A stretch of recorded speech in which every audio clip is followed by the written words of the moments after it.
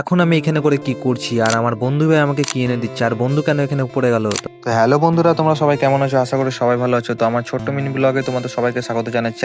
আজ আমি চলে এসেছি বন্ধুকে নিয়ে কুলের খড়ি পাড়ার জন্য। আর বন্ধু দেখতে পাচ্ছ গাছে উঠে গেছে এবং আমি ব্যাগ নিয়ে দাঁড়িয়েছি যে সে কুলের খড়িগুলো পেরে দিবে এবং আমি ব্যাগে ভরব। তো কুলের খড়ি এখন পাড়া হয়ে গেছে, তারপর আমি একটা একটা করে ভালো করে ব্যাগে ভরে নিচ্ছিলাম কুলের খড়িগুলো, যেহেতু আগামীকাল সরস্বতী পুজো সেই উপলক্ষে।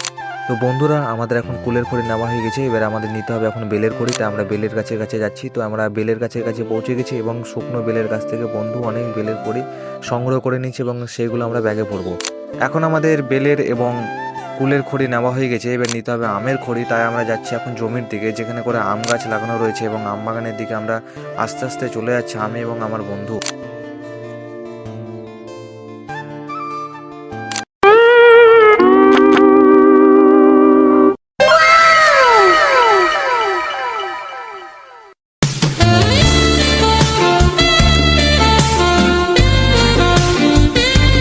আমবাগান যাবার পথে দেখতে পাই অনেক সুন্দর পরিবেশ, আর এখানে করে দেখতে পাচ্ছি যে স্যালুটা রয়েছে, সে স্যালুটা খারাপ হয়ে গেছে, সেটাকে ঠিক করছে।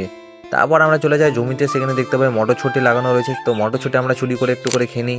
তারপর আমরা চলে যাই আমবাগানে। তো দেখতে পাচ্ছি অনেক বড় আমবাগান এবং আমের খড়ি পেরে নিয়েছি। তো আমরা চলে যাবো এখন বাড়ি।